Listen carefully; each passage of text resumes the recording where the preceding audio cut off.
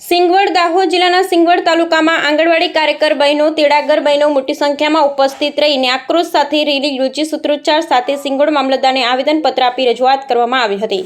દાહોદ જિલ્લાના સિંગવડ તાલુકામાં આંગણવાડી કાર્યકર બહેનો અને તેડાગર બહેનોએ મોટી સંખ્યામાં ઉપસ્થિત રહી આક્રોશ સાથે રેલી યોજી સૂત્રોચ્ચાર સાથે સિંગવડ મામલતદારને આવેદનપત્ર આપ્યું। અમુક તેમની માંગોના અનુસંધાને નારાની સાથે મામલતદાર કચેરીએ પહોંચ્યા હતા અને વધારાની કામગીરી જેવી ઓનલાઈન કામગીરી, પોષણ ટ્રેક્ટર કામગીરી કરવા માટે હલકી ગુણવત્તાનો મોબાઈલ આપવામાં આવ્યા અને બીએલઓની કામગીરી જેવી કે વધારાની કામગીરી બંધ કરવા જિલ્લા કક્ષાએથી ચાલુ કરેલી એપમાં ફોટા અપલોડ નથી થતા, નેટવર્કનો પ્રોબ્લેમ, ઓફલાઈન અને ઓનલાઈનમાંથી કામગીરી કરવા તેમજ 10,000ના પગારમાં 70,000ના પગારદાર કરતાં વધારે કામગીરી જેવા મુદ્દા અને લઘુત્તમ વેતન આપવામાં આવે છે તો કાયમી કરવામાં આવે તેવી અનેક માંગો સાથે આક્રોશ સાથે રેલી યોજી સૂત્રોચ્ચાર સાથે મોટી સંખ્યામાં હાજર રહી સિંગવડ મામલતદારને આવેદનપત્ર આપી રજૂઆત કરવામાં આવી હતી અને આંગણવાડી કાર્યકર અને તેડાગર બહેનોએ એક દિવસ પૂરતી કામગીરીથી અળગા રહી અને ચીમકી ઉચ્ચારી હતી અને કોર્ટ દ્વારા આંગણવાડી કાર્યકર બહેનોની તરફેણ ચુકાદો આપ્યો છતાં સરકાર દ્વારા અમલ ના કરતા ભારે વિરોધ દર્શાવ્યો હતો। આવેદનપત્ર આપ્યા પછી ધ્યાન દોરવામાં આવે તો ધરણા પ્રદર્શન કરવાની બાહેધરી આપી હતી ને સરકાર ઊંઘમાંથી જાગે અને અમારી માંગ સ્વીકારે તેવી માંગ ઉઠવા પામી હતી। Bureau report Sureshbhai S Makwana, Gujarat bureau chief. જ્યારે અમે અમારા પોતાના ખર્ચેથી મોબાઈલ લાવી અને કેવાયસી માટે અમે લાભાર્થી કેન્દ્ર પર બોલાવીએ છીએ, ત્યારે કેન્દ્ર પર બોલાવ્યા પછી એને જ્યારે કેવાયસીનું ખુલે છે તો ખુલતા બી એટલી બધી વાર લાગે છે, નેટવર્ક આવતું નથી બરોબર અને લાભાર્થી પાછળ સમય કાઢીએ છીએ ત્યારે બાળકો પર ધ્યાન અપાતું નથી, પૂર્વ પ્રાથમિક શિક્ષણ બી આપી શકાતું નથી। એટલે આ જે સરકારે જે કામગીરી વધારીની આપી છે એ બંધ કરે એ અમારો પ્રશ્ન છે। અત્યારે તમે આવેદનપત્ર આપ્યું તો આવેદનપત્રનો કંઈ જવાબ ન મળે તો આગળની ધરના શું રહેશે બેન? તો અમે આગળ બીજું હડતાલ બી પાડશું ને આંદોલન બી કરશું। આપનું નામ બેન?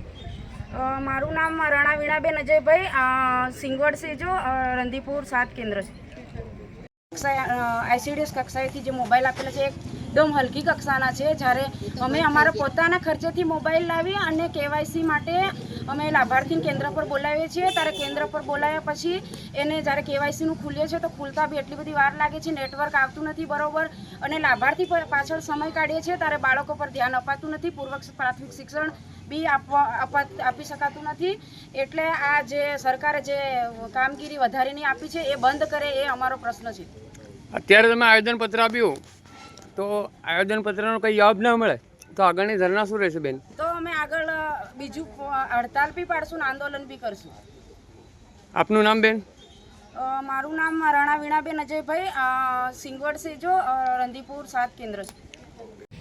ઘણા સમયથી અમે આ આંદોલન કરીએ છીએ પણ તો સરકાર અમારો કોઈ પ્રશ્ન સાંભળતી નથી અને જે ઓનલાઈન કામગીરી છે એમાં હલકી ગુણવત્તાના મોબાઈલ આપ્યા છે તો એ મોબાઈલ ચાલતા જ નથી અને નેટવર્ક ગામડામાં આવતું જ નથી। હમણાં હાલ દાહોદમાં નવી એપ્લિકેશન ખોલી છે, એપ્લિકેશનમાં એન્ટ્રી થતી જ નથી અને ઉપરથી દબાણ આપે છે કે આ એન્ટ્રી કરો તો બહેનોને નેટવર્ક ના આવે અને મોબાઈલ જ હલકી કક્ષાના છે તો અમે કામગીરી કઈ રીતે કરીએ અને નવી કામગીરી હમણાં બીઓલોની બી આપી દીધી છે તો બહેનો બિચારી આંગણવાડીનું કામ કરે કે પછી પાછા બીઓલોનું કામ કરે, કઈ બે બાજુ કરે તો બહેનોને રવિવારે બી રજા ના હોય। એમને એટલું બધું સરકારે અમારી ઉપર ભારણ આપ્યું છે કે બહેનો ઘરનું બી કામ નથી કરતા, ઘરના છોકરાઓને બી કંઈ ખવડાવી શકતા નથી અને ઓનલાઈન કામગીરીમાં બી એટલું દબાણ કરે ના કરો ને કરો જ। હવે કેવાયસીનું છે તો કેવાયસી થતું જ નથી, લોકો એમના મોબાઈલ નંબર નહીં નખાવતા કે અપડેટ નહીં કરાવતા તો પછી અમે એ કામગીરી આગળ કેવી રીતે કરીએ?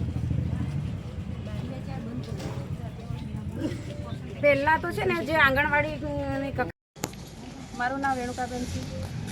ઘણા સમયથી અમે આ આંદોલન કરીએ છીએ પણ તો સરકાર અમારો કોઈ પ્રશ્ન સાંભળતી નથી અને જે ઓનલાઈન કામગીરી છે એમાં હલકી ગુણવત્તાના મોબાઈલ આપ્યા છે તો એ મોબાઈલ ચાલતા જ નથી અને નેટવર્ક ગામડામાં આવતું જ નથી। હમણાં હાલ દાહોદમાં નવી એપ્લિકેશન ખોલી છે, એપ્લિકેશનમાં એન્ટ્રી થતી જ નથી અને ઉપરથી દબાણ આપે છે કે આ એન્ટ્રી કરો તો બહેનોને નેટવર્ક ના આવે અને મોબાઈલ જ હલકી કક્ષાના છે તો અમે કામગીરી કઈ રીતે કરીએ અને નવી કામગીરી હમણાં બીઓલોની બી આપી દીધી છે તો બહેનો બિચારી આંગણવાડીનું કામ કરે કે પછી પાછા બીઓલોનું કામ કરે, કઈ બે બાજુ કરે તો બહેનોને રવિવારે બી રજા ના હોય।